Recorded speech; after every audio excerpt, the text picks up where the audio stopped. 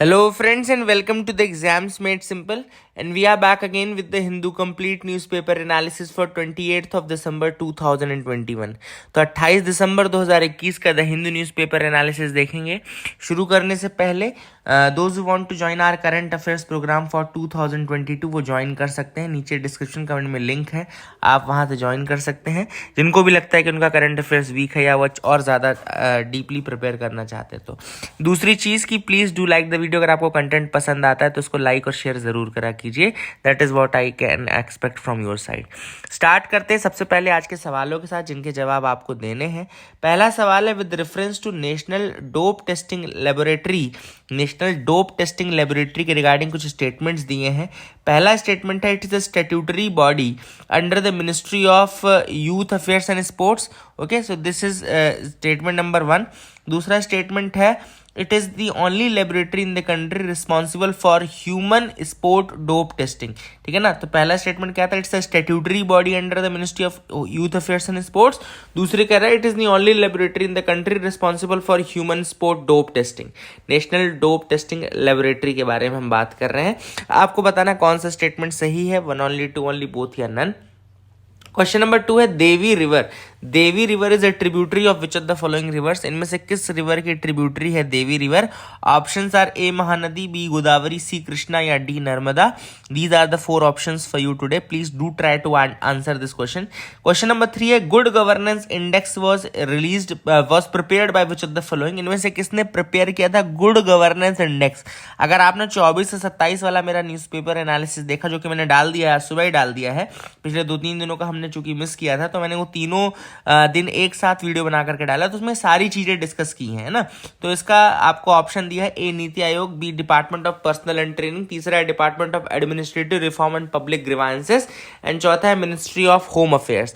So these are the options. आपको बताना है क्या करेक्ट आंसर है. तो let me tell you the answers. लेकिन आपके साथ आपको एक चीज करनी पड़ेगी. क्या करनी है, आपको अटेम्प्ट जरूर करना है. अटेम्प्ट जरूर करने का मतलब क्या है कि आपको मैं आंसर बताऊंगा लेकिन आप पहले अटेम्प्ट कर लीजिए. भले आपको पॉज करके सुनना पड़े लेकिन अटेम्प्ट कर लीजिए, या फिर मुझे बताइएगा कि आपने कितने सही थे या आपको कितने पता थे. तो तीसरा सवाल जैसे मैंने स्टार्ट किया गुड गवर्नेंस इंडेक्स वाला, तो इसका करेक्ट आंसर है सी, यानी कि ये दर्पक मैं तो बोलता हूँ इसको, department of administrative reforms and public grievances. तो इसको दर्पक याद रखिएगा. गुड गवर्नेंस इंडेक्स GGI इसको ये निकालता है. दूसरा सवाल था Devi river is a tributary of which of the following. तो इसका आंसर है ए महानदी. महानदी की ट्रिब्यूटरी आप बोल सकते हैं देवी रिवर को. It is one of the principal tributaries of Mahanadi. It flows through Jagatsinghpur district and Puri district across Odisha state and joins the Bay of Bengal. तो ये आप याद रख सकते हैं. अगर आप आपको ये ऑप्शंस मिलते हैं तो आप महानदी ही टिक करेंगे. फिर मैंने एक और सवाल आपसे पूछा था NDTL वाला. तो NDTL एक analytical testing and research organisation है जो कि ऑटोनॉमस बॉडी है, ना कि statutory body. It's not a statutory body, it's autonomous body. It's analytical testing and research organisation. इस कारण से पहला स्टेटमेंट जो है वो गलत हो जाएगा. दूसरा स्टेटमेंट बिल्कुल सही है. It is the only laboratory in the country which is responsible for human sport dope testing. ठीक है ना. तो दूसरा स्टेटमेंट सही है. Answer will be B. ठीक है. तो दीज वर द 3 क्वेश्चन. आज का मेंस क्वेश्चन लिख लीजिए आप लोग. मेंस क्वेश्चन है India is among the most unequal Nations of the world. India is among the one of the most unequal Nations of the world. How this inequality can be eliminated from India. किस तरीके से ये inequality हम eliminate कर सकते हैं. India is among the most unequal Nations in the world. How this inequality can be removed from India. तो आपको बताना है कि इनइक्वालिटी किस तरीके से रिमूव की जा सकती है. It's a very easy question. आपको पहले इनइक्वालिटी के बारे में लिखना पड़ेगा. जो इनइक्वालिटी रिपोर्ट आई उसके बारे में मेंशन करना पड़ेगा, और फिर आपको कुछ रीजंस देने हैं कि क्यों ये इनइक्वालिटी है, इनकम डिस्ट्रीब्यूशन क्यों इस तरीके से है, और फिर आपको उसके सोल्यूशंस देने हैं कि कैसे हम इनइक्वालिटी को रिमूव कर सकते हैं. मूव करते हैं आगे न्यूज़पेपर एनालिसिस पार्ट की तरफ. पहली जो न्यूज़ है वो है INS खुकरी के रिगार्डिंग. INS खुकरी को डीकमीशन किया गया है after 32 years of glorious service. 32 सालों की सर्विस के बाद INS खुकरी को हटाया गया है. अब इसको थोड़ा सा मैं इसके बारे में बता दूं. INS khukri is India's first indigenously build missile corvette. याद रखेगा, इंडिया का पहला indigenously developed missile corvette INS khukri ही है। It is high speed ship that has considerable fire power, मतलब कि ये इंडिया का पहला इस तरीके का शिप था जिसमें फायर पावर यानी कि मिसाइल कॉर्वेट्स और मिसाइल लॉन्च करने की कैपेबिलिटीज थी, आप बोल सकते हैं एक तरीके से। Mazagon dock limited ship builders and commission ने इसको बनाया था। 1989 में इसको कमीशन किया गया था, याद रखेगा। INS खुखरी 32 सालों के बाद डी कमीशन किया गया, 1989 में कमीशन किया गया था। And it is India's first indigenously build missile corvette, आप इसको बोल सकते हैं। That is a thing which is important. अगली न्यूज है एक भारत श्रेष्ठ भारत प्रोग्राम के रिगार्डिंग। तो एक भारत श्रेष्ठ भारत प्रोग्राम के बारे में आपको बता दूं, ये प्रोग्राम अनाउंस किया गया था 2015 में। सबसे पहली बात, अगर आपसे एक भारत श्रेष्ठ भारत के रिगार्डिंग आता है तो आपको ये याद रखना है कि प्रोग्राम स्टार्ट कब किया गया था, क्योंकि अमूमन जो यूपीएससी है वो एक स्टेटमेंट ईयर का देता ही देता है, ठीक है ना। तो यूपीएससी भी एक स्टेटमेंट ईयर पे टारगेट करता है। तो एक भारत श्रेष्ठ भारत का जो ईयर रहेगा वो कौन सा रहेगा, 2015 अपने को याद रखने का है, ठीक है ना। That is the thing. And it was announced by prime minister on the occasion of the 140th birth anniversary of Sardar Vallabhbhai Patel. तो ये भी आप थोड़ा याद रख सकते हैं कि किस पर्सनैलिटी के परिप्रेक्ष्य में इसको स्टार्ट किया गया था प्रोग्राम को। तो ये स्टार्ट किया गया था सरदार वल्लभ भाई पटेल के परिप्रेक्ष्य में, ठीक है ना। Now this scheme aims to promote engagement amongst the people of different states UTs so as to enhance mutual understanding and bonding between the people of diverse culture। तो अलग अलग कल्चर, अलग अलग जो डाइवर्स कल्चर के लोग हैं उनके बीच में म्यूचुअल अंडरस्टैंडिंग को प्रमोट करने के लिए, कोलैबोरेशन को प्रमोट करने के लिए, डाइवर्स कल्चर्स के बीच में हार्मनी को प्रमोट करने के लिए, यूनिटी इंटीग्रिटी ऑफ इंडिया को बढ़ाने के लिए ये प्रोग्राम स्टार्ट किया गया है। एंड ताकि जो इंडिया में बॉन्ड है वो और ज़्यादा क्लोजर बॉन्ड आ जाए, है ना। और मिनिस्ट्री ऑफ HRD लिखा है लेकिन मिनिस्ट्री ऑफ एजुकेशन अपन इसको मानेंगे क्योंकि चूंकि नाम बदल गया है। तो ह्यूमन रिसोर्स डेवलपमेंट मिनिस्ट्री या ministry of education is basically the nodal ministry for the coordination of this programme. तो ministry of education will be the nodal ministry for the coordination of this programme. ये आप याद रख सकते हैं। This is the thing which you can remember. I hope you got clarity. अगली news है Prime Minister has chaired the first meeting of the high-level committee which has been constituted to commemorate 150th birth anniversary of Sri Aurobindo। तो श्री अरबिंदो की 150th birth anniversary के regarding एक high level committee की meeting को prime minister ने chair किया। अब news ये नहीं है, न्यूज़ है और श्री अरबिंदो घोष के बारे में हम आपको कुछ फैक्ट्स बताएं।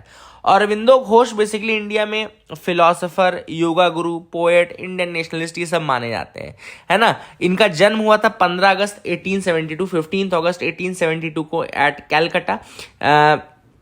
फिर उसके बाद in England he organised society which is called lotus and dagger society. तो एक ये इंपॉर्टेंट इनके वर्क्स थोड़ा याद रखेगा कि 18 मतलब ये इंग्लैंड गए, ये है ना, 7 साल की उम्र में इंग्लैंड चले गए थे। इंग्लैंड में इन्होंने एक सीक्रेट सोसाइटी बनाई थी जिसका नाम था लोटस एंड डैगर सोसाइटी, ठीक है ना। श्री अरबिंदो घोष की हम बात कर रहे हैं, यहाँ पे अरबिंदो घोष की बात कर रहे हैं। तो यहाँ पे याद रखना है कि लोटस एंड डैगर नाम की सोसाइटी इन्होंने बनाई थी, ठीक है। अब यहाँ पर अगली चीज याद रखें कि 1890 में Aurobindo competed for the Indian civil services, ठीक है ना। 1890 में ये इंडियन सिविल सर्विसेज के लिए कंपीट किए। That is another thing which is important, आप इसको भी याद रख सकते हैं। And he won the position but later was disqualified as he came purposefully late to the horse riding practical exam as he had no interest at the ICS।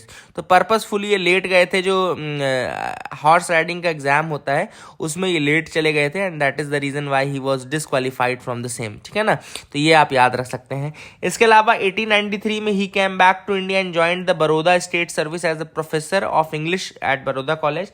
1906 में he joined the principal at national college Calcutta. And Indian freedom movement के लिए 1907 में इन्होंने इसको छोड़ दिया, इस post को छोड़ दिया, ठीक है ना। ये भी आप याद रख सकते हैं। इसके अलावा he associated himself with journals like Jugantar and Vande Mataram. ये एक इंपॉर्टेंट चीज़ है कि जुगांतर और वंदे मातरम जैसे उससे इन्होंने खुद को जोड़ा, है ना। याद रखिएगा, जुगांतर एक इनकी इंपॉर्टेंट जर्नल के रूप में आप याद रखना है, जुगांतर को आपको याद रखना है। And Aurobindo attended the 1906 Congress meeting जिसमें दादा भाई नौरोजी उसमें लीड कर रहे थे एंड स्वदेशी स्वराज बॉयकॉट की बात चल रही थी। 1908 में इनको अलीपुर बॉम्ब कॉन्स्पिरेसी के कारण इनको अरेस्ट किया गया था। याद रखिएगा, अरविंदो घोष या श्री अरविंदो की अगर हम बात करें तो इनको अरेस्ट किया गया था 1908 में on the charges of Alipur bomb conspiracy. तो अलीपुर बॉम्ब कॉन्स्पिरेसी के लिए इनको किया गया था, याद रखिएगा। एंड इसके अलावा once out of the prison he started new publications, कुछ नए पब्लिकेशंस इन्होंने स्टार्ट किए थे। एक्चुअली 1909 में इनको छोड़ दिया गया था, फिर 1909 के बाद इन्होंने 2 नए पब्लिकेशन स्टार्ट किए, जिसमें एक था कर्मयोगिन, याद रखिएगा, इन इंग्लिश, एंड धर्म इन बंगाली। तो कर्मयोगिन इन्होंने इंग्लिश में स्टार्ट किया था और धर्मा इन्होंने बंगाली में स्टार्ट किया था। ये सारी चीज़ें आपको याद रखनी है। These are the things which you can remember regarding Shri Aurobindo, है ना। और इनका वो वंदे मातरम तो जरूर याद रखना, वंदे मातरम इनका याद रखना, जुगांतर इनका याद रखना जिसमें इन्होंने पार्टिसिपेट किया, है ना। And in 1910 he left active politics and stayed in Pondicherry as yogi, है ना, टिल हिज डेथ। ये योगी की तरह रहे फिर अपनी डेथ तक, है ना। सम ऑफ हिज राइटिंग्स आर, कुछ इनके इंपॉर्टेंट वर्क्स जिसमें लाइफ डिवाइन आता है, सावित्री आता है, एसेज ऑन गीता आता है, the ideal of human unity आता है, डिफेंस ऑफ इंडियन कल्चर आता है। तो some of his powerful writings are the life divine, Savitri, essays on Gita, the ideal of human unity and defense of Indian culture. So these are the things which you can remember regarding Sri Aurobindo या Aurobindo Ghosh. I hope you got clarity regarding him. I hope आपको समझ में आ गया होगा, ठीक है ना। अब आपसे मैं एक और सवाल पूछता हूँ, एक और सवाल, अगर आप मुझे अनुशीलन समिति के बारे में कुछ बता सकें। आपके लिए सवाल क्या है, अगर आप अनुशीलन समिति के बारे में कुछ बता सकें, so that is the thing which will be very very important, है ना। अनुशीलन समिति आप लिख लीजिए भले आप, अनुशीलन समिति के बारे में आप मुझे 2-3 फैक्ट्स दीजिएगा कि किसने इसको बनाई, है ना। क्योंकि इसमें अगर आप देखें तो इनमें अरविंदो घोष भी शामिल रहेंगे। जब आप इसके बारे में पढ़ेंगे तो अरविंदो घोष भी इसमें शामिल रहेंगे। तो बस आपके लिए थोड़ा सा छोटा सा होमवर्क है अनुशीलन समिति के बारे में और श्री अरविंदो के साथ इसका क्या रिलेशन था, ठीक है। तो अगर आप बता सकें तो that will be very good. आगे मूव करते हैं, अगली न्यूज है missionaries of charity denied FCRA nod. अब मिशनरीज ऑफ चैरिटी जो है उसके रजिस्ट्रेशन को रिन्यू करने के लिए जो नॉड एफसीआरए के द्वारा मिलनी चाहिए वो एफसीआरए ने नहीं दी है। मिशनरीज ऑफ चैरिटी अगर आपको पता हो तो क्यों इंपॉर्टेंट है, क्योंकि मिशनरीज ऑफ चैरिटी एक कैथोलिक रिलीजियस कॉन्ग्रीगेशन है which was set up by the Nobel laureate Mother Teresa. तो मिशनरीज ऑफ चैरिटी को सेटअप किया गया था मदर टेरेसा के द्वारा, ठीक है ना, who was a Nobel prize winner. But FCRA ने इसका नॉड दिया नहीं है इसके रजिस्ट्रेशन को रिन्यू करने का। That is the thing which is important. FCRA आपको पता है फॉरेन कंट्रीब्यूशंस जो फॉरेन कंट्रीब्यूशन रेगुलेशन एक्ट है उसके तहत ये बॉडी जो है इसका नॉड या इसका परमिशन बहुत ज़्यादा ज़रूरी है लाइसेंस री इशू करने के लिए दोबारा से, है ना। So that is the thing which is important. अब मिशनरीज ऑफ चैरिटी को नहीं दिया गया है बिकॉज ऑफ सम इरेगुलरिटीज। तो एफसीआरए का ये कहना है या होम मिनिस्ट्री का ये कहना है कि मिशनरीज ऑफ चैरिटी के रिगार्डिंग कुछ बैड इनपुट्स मिल रहे थे और कुछ ऐसे भी इनपुट्स मिल रहे थे कि वो फोर्सफुल कन्वर्जन्स एंड ऑल ये सारी चीज़ें देखने को मिली थी बिकॉज ऑफ विच जो मिशनरीज ऑफ चैरिटी है उसका रजिस्ट्रेशन जो है उसको रिन्यू करने की परमिशन नहीं दी जा रही है। थोड़ा सा मैं आपको अब इसमें एक इंपॉर्टेंट न्यूज़ है एफसीआरए उसके बारे में बता दूं। एफसीआरए का फुल फॉर्म है foreign contributions regulation act. Foreign contribution regulation act and foreign funding के रिगार्डिंग ये है, बेसिकली फॉरेन फंडिंग को रेगुलेट करने का काम ये करता है। मिनिस्ट्री ऑफ होम अफेयर्स के अंतर्गत आता है, ठीक है ना। किसके अंतर्गत आता है, मिनिस्ट्री ऑफ होम अफेयर्स के अंतर्गत आता है। Now this act ensures that the recipient of the foreign contribution adhere to the stated purpose for which the contribution has been obtained. कुल मिलाकर के ये मेक श्योर करता है कि जिस वास्ते आपको पैसा मिला है ना उसी वास्ते आपको उसको इस्तेमाल करने का भी है ना। ऐसा नहीं कि आपको मिला हरिभजन के लिए लेकिन आप ओटन लगो कपास, वो कहावत नहीं, आए थे हरिभजन को ओटन लगे कपास। तो अगर हरिभजन के लिए मिला है पैसा तो हरिभजन ही करना है आपको, है ना। तो that is the thing which is important. यहाँ पे हम थोड़ी सी और बात कर लेते हैं कि अभी इस एक्ट के अंतर्गत जो रजिस्ट्रेशन है हर एनजीओ का एंड उसको रिन्यू करने का होता है अपने को 5 साल में, हर 5 साल में उसको रिन्यू करना होता है, ठीक है ना। तो every 5 years the registration has to be renewed. फिर इसके बाद अगर आपको बता दूं कि जो रजिस्टर्ड एनजीओज हैं वो कंट्रीब्यूशन को 5 पर्पजेस के लिए ही ले सकते हैं, social, educational, religious, economic and cultural. These are the 5 purposes for which the money can be taken. इसके अलावा आपको और बता दूं कि foreign contribution regulation amendment act आया था 2020 में। 2020 में foreign contribution regulation amendment act लेकर के आया गया जिसमें यह कहा गया कि पहली चीज prohibition to accept foreign contribution, मतलब कि पब्लिक सर्वेंट्स जो पब्लिक सर्वेंट्स हैं, सिविल सर्वेंट्स हैं, इनको फॉरेन कंट्रीब्यूशंस मतलब लेने से मना किया गया, ठीक है ना। It bars the public servants from receiving foreign transfers. फिर इसके अलावा इन्होंने ट्रांसफर ऑफ फॉरेन कंट्रीब्यूशन के रिगार्डिंग बोला, the act prohibits the transfer of foreign contribution to any other person not registered to accept the foreign contribution. अगर कोई व्यक्ति registered नहीं है तो फिर वो कंट्रीब्यूशन नहीं ले सकता है। इसके अलावा एक और चीज मैंडेटरी की गई इस अमेंडमेंट में कि Aadhaar will be mandatory for all office bearers, directors और की functionaries of that NGO and all. जितने भी उस एनजीओ के डायरेक्टर है, ये सब है, उन सबका आधार कार्ड मैंडेटरी होगा। इसके अलावा एक एफसीआरए अकाउंट होगा जो कि दिल्ली के ही state bank of India branch में खोला जाएगा, ठीक है ना। तो दिल्ली के ही state bank of India branch में एक एफसीआरए अकाउंट खोला जाएगा और आपको उसी में ही फंडिंग लेनी पड़ेगी, ठीक है ना। That was the thing.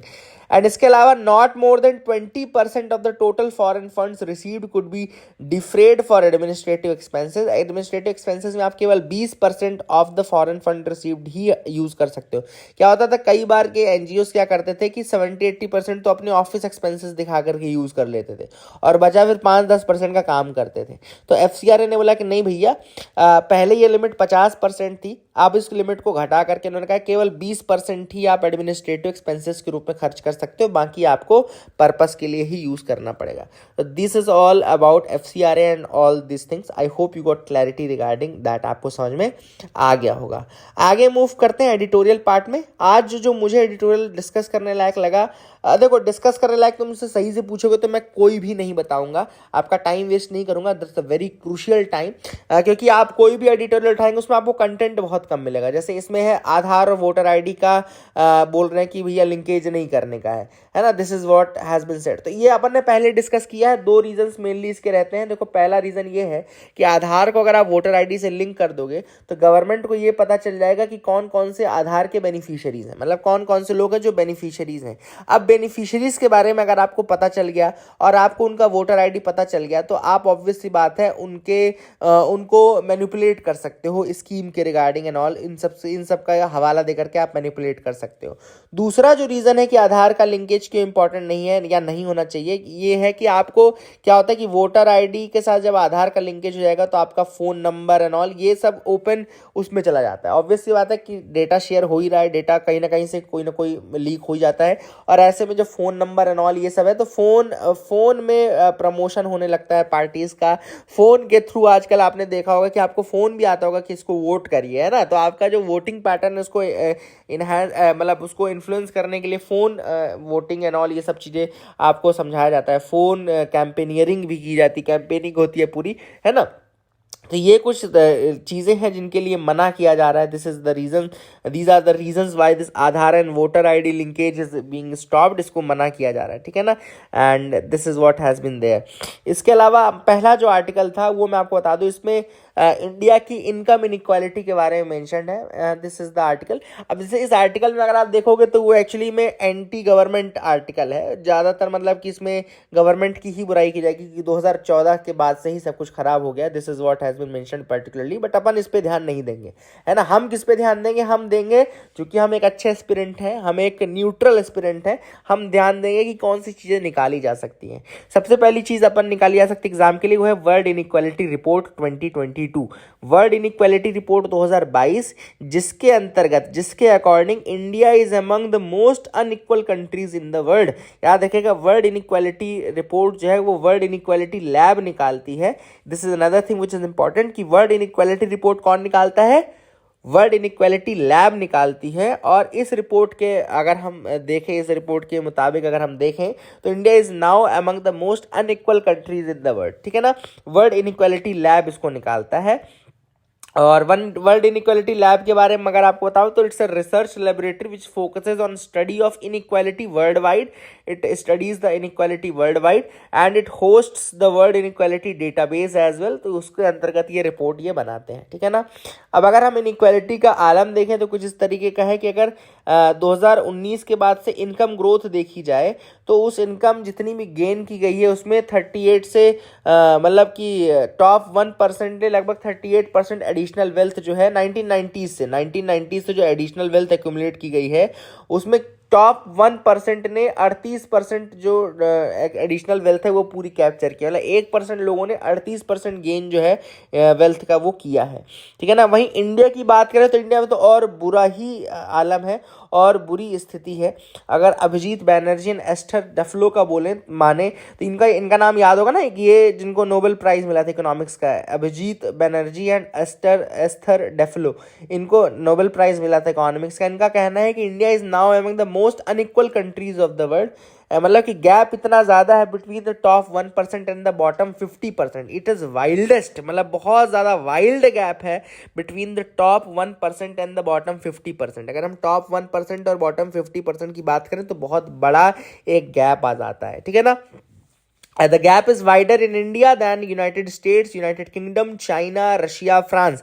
इन सब देशों को अगर हम देखें और वहीं इंडिया को देखें तो जो इंडिया में गैप है टॉप 1% का एंड बॉटम 50% का वो बहुत ज़्यादा है।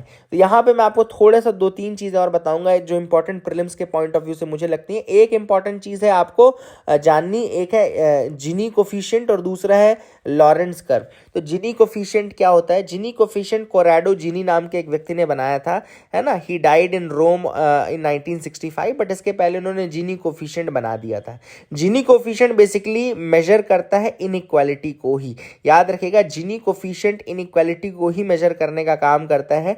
और जिनी कोफिशिएंट की स्केल 0 से 1 के बीच में रहती है। 0 जहां पे एवरीवन इज इक्वल एंड 1 जहां पर सब बहुत ज्यादा इनइक्वालिटी है, ठीक है ना। ठीक है ना, याद रखिएगा। मतलब कि 0 मतलब कि everyone is having equal and 1 का मतलब क्या है कि पूरी इनकम कोई एक व्यक्ति ही गेन कर रहा है, मतलब इतनी ज्यादा इक्वालिटी की अगर 2 व्यक्ति हैं तो पूरी इनकम कोई एक व्यक्ति गेन कर रहा है। तो ये होता है जिनी कोफिशिएंट या जिनी स्केल, 0 से 1 के बीच में होती है, ठीक है ना। इसी के साथ अब इसी इनइक्वालिटी, या इनइक्वालिटी तो नहीं बोलेंगे लेकिन डिस्ट्रीब्यूशन की अगर हम बात करें, इनकम डिस्ट्रीब्यूशन की बात करें, तो उसको मेजर करने का एक कर्व भी आता है जिसको हम बोलते हैं लॉरेंस कर्व। तो that is the thing which is important. तो एक और चीज मैं आपको बना के दिखा देता हूँ, जैसे कुछ इस तरीके से लॉरेंस कर्व बनता है, ठीक है ना। अगर आपको बता दूं तो कुछ इस तरीके से लॉरेंस कर्व बनता है। और जिनी कोफिशिएंट तो मैंने आपको बता दिया कि it's a value between 0 to 1, जिसमें 0 जो है वो कंप्लीट इक्वालिटी है, ठीक है ना, that is complete equality, and 1 जो है वो कंप्लीट इनइक्वालिटी है। एक्चुअली लॉरेंस कर्व पता है ऐसे बनता है, this is how the Lawrence curve is. तो ये आप थोड़ा इसको करेक्ट कर लीजिएगा, this is how the Lawrence curve is made, है ना। तो थोड़ा सा मैं आपको ट्विक करके बता रहा हूँ। अगर आप इस तरीके से देखेंगे, इस तरीके से ग्राफ अगर रहेगा तो कुछ इस तरीके से आपको कर्व ये मिलेगा, this is how this curve will be. मैं सुंदर नहीं बना पा रहा हूँ, है ना। This is how this curve will look. तो इस तरीके से इसका कर्व बनता है, जिनी या फिर लॉरेंस का रिप्रेजेंटेशन। ये इनकम इनइक्वालिटी या वेल्थ इनइक्वालिटी के बारे में ही एक तरीके से, और इसको मैक्स लॉरेंस ने 1905 में बनाया था, याद रखिएगा। नाम भी बता दूं, कोराडो जिनी नाम था जिनी कोफिशिएंट वाले का, एंड मैक्स लॉरेंस था 1905 में जिन्होंने ये कर्व दिया था। तो I hope you got clarity. ये दोनों आर्टिकल मैंने आपको बता दिए, these are the things which are important. I hope you got clarity regarding that. आगे मूव करते हैं, Kerala tops the NITI Aayog health index.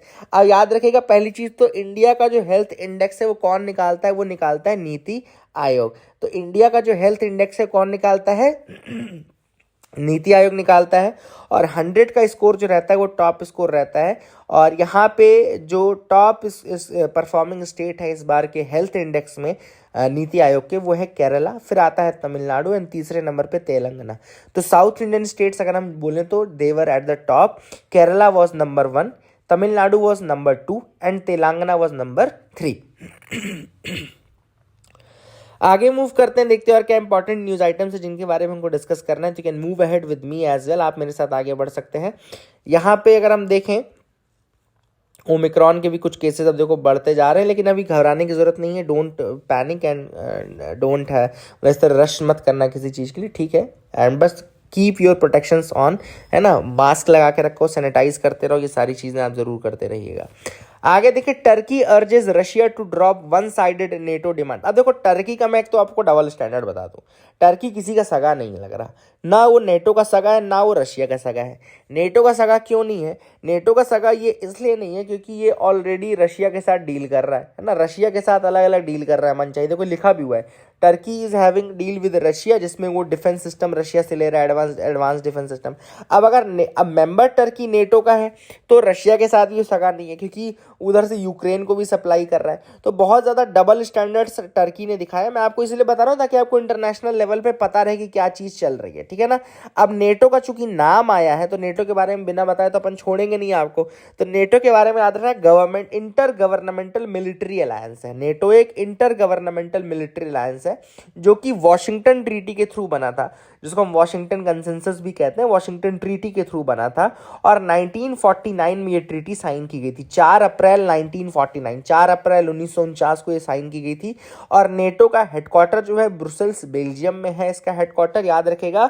और इसके अलावा इसका कंपोजिशन अगर हम देखें तो 30 मेंबर कंट्रीज हैं नेटो की, 30 मेंबर कंट्रीज। आपको बताना है कि क्या इंडिया नेटो का मेंबर है या नहीं है, या क्या इंडिया नेटो का मेंबर बनना चाहिए या नहीं बनना चाहिए। तो आपके लिए सवाल मैंने छोड़ दिया है, आप लोग एक सिविल सर्वेंट की तरह जवाब दीजिएगा, think like a civil servant, और मुझे बताइए कि क्या इंडिया नेटो का मेंबर है या नहीं, और नहीं है तो क्यों बनना चाहिए, और अगर है तो फिर कोई बात ही नहीं है, फिर आप मत बताइएगा कुछ, ठीक है ना।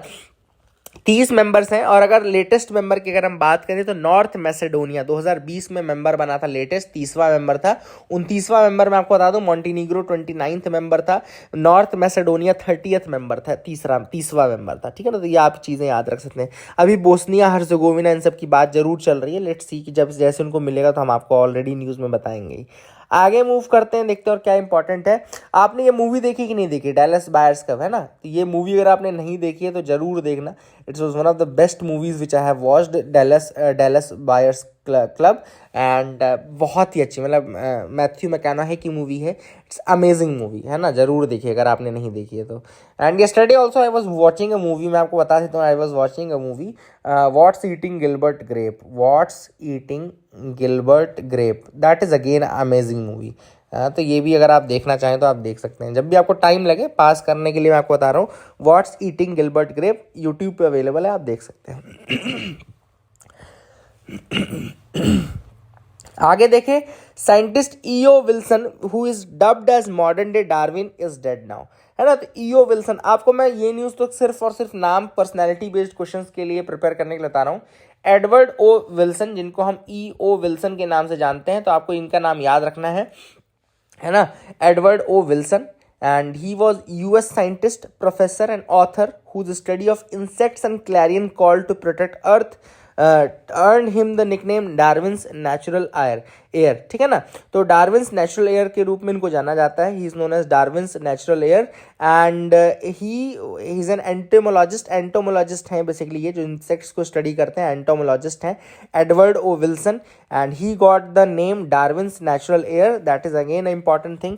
एंड ये आप याद रखेगा कि he was award winning biologist and long time Harvard university research professor, considered the world's leading authority on ants and their behaviour. तो एंड्स एंड देयर बिहेवियर को स्टडी करने में ये वर्ल्ड की लीडिंग अथॉरिटीज़ में आते हैं, आप मान सकते हैं इस चीज़ को, ठीक है ना। तो that is the thing which is important. CCI के बारे में आपको बता दूं, सीसीआई का नाम आया चूंकि तो 2002 में एक एक्ट लाया गया भारत में जिसका नाम है competition commission act, competition act बोलते हैं इसको, ठीक है ना। 2002 में ये लाया गया। अब इसी के अंतर्गत 2003 में एक बॉडी बनाई गई जिसका नाम था कॉम्पिटिशन कमीशन ऑफ इंडिया। ये बॉडी एक्चुअली वह फंक्शन करना शुरू करी 2009 में, 2009 में ये बॉडी फंक्शन करना शुरू की, कॉम्पिटिशन कमीशन ऑफ इंडिया, ठीक है ना। और इन बॉडीज के पहले जो चीज़ काम करती थी वो थी एमआरटीपी एक्ट, यानी कि monopolies and restrictive trade practices act नाम का एक एक्ट था, वो काम करता था एमआरटीपी एक्ट। फिर उसको हटा करके रिपील करके आपका ये कॉम्पिटिशन कमीशन एक्ट लाया गया। अब ये बेसिकली क्यों लाया गया, ताकि ऐसी कोई एक्टिविटी, कोई ऐप या कोई ग्रुप या कोई कंपनी ना करे जिससे लेवल प्लेइंग फील्ड मेंटेन ना रह जाए और दूसरों को मौका ना मिले, या कोई मोनोपोली बना ले, है ना। तो इन सब चीज़ों को रोकने के लिए कॉम्पिटिशन कमीशन ऑफ इंडिया को लाया गया। आगे मूव करते देखते और क्या इंपॉर्टेंट न्यूज आइटम्स है जिनके बारे में हमको डिस्कस करना है। तो you can move ahead with मी, आगे मूव कर सकते हैं। यहाँ पे एक इंपॉर्टेंट न्यूज़ है इज, ये हम नहीं डिस्कस करेंगे। द log4j वल्नरेबिलिटी हम डिस्कस करेंगे। log4j, अब क्या है log4j, मैं आपको बता देता हूँ। log4j बेसिकली अपाचे के अंतर्गत एक, अपाचे क्या है, सर्वर होस्ट करता है। अपाचे बहुत सारी सुविधाएं प्रोवाइड करता है, वेबसाइट और सर्वर्स एंड सबसे रिलेटेड। log4j जो है एक सॉफ्टवेयर लॉगिंग लाइब्रेरी है, सॉफ्टवेयर लॉगिंग लाइब्रेरी है। जहाँ जहाँ जावा यूज़ होता है, सपोज करो जावा फ्रेमवर्क जहाँ जहाँ कंप्यूटर में या जहाँ जहाँ यूज़ होता है, अब होता क्या है, सपोज करो आपके पास एक वेबसाइट आई, सपोज करो देयर इज अ लिंक, आपने इस लिंक में क्लिक किया, you clicked on this link. अब ये लिंक में जैसे क्लिक किया तो आपको एरर आता है, एरर 404, यानी कि कंटेंट नॉट फाउंड, ठीक है ना। आपके पास क्या मैसेज आया, एरर 404, यानी कि content not found, bad page या इस तरह का कोई एरर आया। अब क्या होता है कि ये एक रिकॉर्ड के रूप में जाकर के सेव हो जाता है, मतलब कि ये एक रिकॉर्ड के रूप में जाकर के सेव हो जाता है, एक लॉग बन जाता है इसका, एक लॉग एंट्री बन जाती है इसकी, तो इसी को हम log4j बोलते हैं। log4j basically this is the thing which is important, यही आपको समझना है कि log4j is basically a record of events, ठीक है ना, errors, routine system operations and communication diagnostic messages. तो जो भी डायग्नोस्टिक मैसेजेस, मान लो कोई चीज़ सही हो गई, तो जैसे कहीं कहीं आपको मैसेज नहीं आता कि प्रोसेस कंप्लीटेड सक्सेसफुली, है ना, boot process completed successfully and all, ये एक लॉग के रूप में जाकर के सेव हो जाएगा। तो जो भी जावा का फ्रेमवर्क है, जहाँ पर भी अपाचे का यूज़ किया जा रहा है सर्वर एंड ऑल, तो जो भी जावा का फ्रेमवर्क है वहाँ पे log4j करके यूज़ होता है। It's a Java software logging library for Java software, याद रखिएगा, it's a logging library for Java software. अब एक एक्चुअली में वल्नरेबिलिटी है जिसको log4 शेल बोल रहे हैं, log4 शेल कह रहे हैं इस वल्नरेबिलिटी को, log4 शेल कहा जा रहा है। एंड log4 शेल बेसिकली क्या कर रहा है, it's a vulnerability which is using this log and all, ये इस लॉग से बहुत कुछ यूज़ किया जा सकता है। इस लॉग की डिटेल्स को यूज़ करके अटैकर जो है उसको यूज़ कर सकता है, कोई मैलिशियस कोड डाल सकता है और उससे फिर सिस्टम्स को इम्पैक्ट कराया जा सकता है। तो ये आपको थोड़ा सा जानना ज़रूरी था। आई होप यू गॉट क्लैरिटी, मैं आपको समझा पाया हूँ चीज़ें, है ना। तो मैंने आपको कोशिश जरूर की है, लेकिन आई थिंक अगर आपको नहीं भी समझ में आता तो कोई दिक्कत नहीं, बट आपको पता रहे तो ज़्यादा बेटर है। अगली न्यूज़ है द प्रोग्रेस ऑफ इवोल्यूशन। अब इसमें हम एक डेफिनेशन देखेंगे, द कन्वर्जेंट इवोल्यूशन। हम किस चीज़ की डेफिनेशन देखेंगे, कन्वर्जेंट इवोल्यूशन की। कन्वर्जेंट इवोल्यूशन एक फिनोमिना है जहाँ पे different species evolve similar characteristics दो दे कम फ्रॉम वेरी डिफरेंट लीनियजेस। मतलब कि कन्वर्जेंट इवोल्यूशन का मतलब है कि दो अलग अलग टाइप की स्पीशीज जो है वो सिमिलर कैरेक्टरिस्टिक्स डेवलप कर ले, जबकि वो बहुत दूर से आ रहे हो, तो इनको हम बोलते हैं क्या, convergent evolution. This is known as the convergent evolution. अब इसमें एग्जांपल देखो, मैं आपको सिंपल बता दूं, जैसे बैट्स हो गए, बर्ड्स हो गए, इंसेक्ट्स हो गए। अब इन सबके पास उड़ने की ताकत है, फ्लाइट की पावर है, ये इवोल्यूशन के थ्रू ही आया होगा, बट कैरेक्टरिस्टिक सेम है, उड़ने का कैरेक्टरिस्टिक है, ठीक है ना, जबकि डिफरेंट अलग अलग बैकग्राउंड से भी आए हैं। तो ये होता है कन्वर्जेंट इवोल्यूशन। इसके अलावा इस न्यूज़ में दो टर्म्स और थे, एक था ओवी पेरस और दूसरा था वीवी पेरस। तो याद रखिएगा, ओवी पेरस मतलब जो अंडे दे करके, यानी एग लेइंग होते हैं या एग्स दे करके जो प्रोक्रिएट करते हैं, अपना नया ऑफस्प्रिंग बनाते हैं, वो ओवी पेरस होते हैं। वीवी पेरस मतलब कि जो यंग वंस को बर्थ देते हैं, तो those who give birth to young ones they come under the viviparous. So I hope you got clarity regarding the news analysis part. I hope you liked our video. Please do like and subscribe. Keep loving us, keep sharing us. Thank you and have a nice day.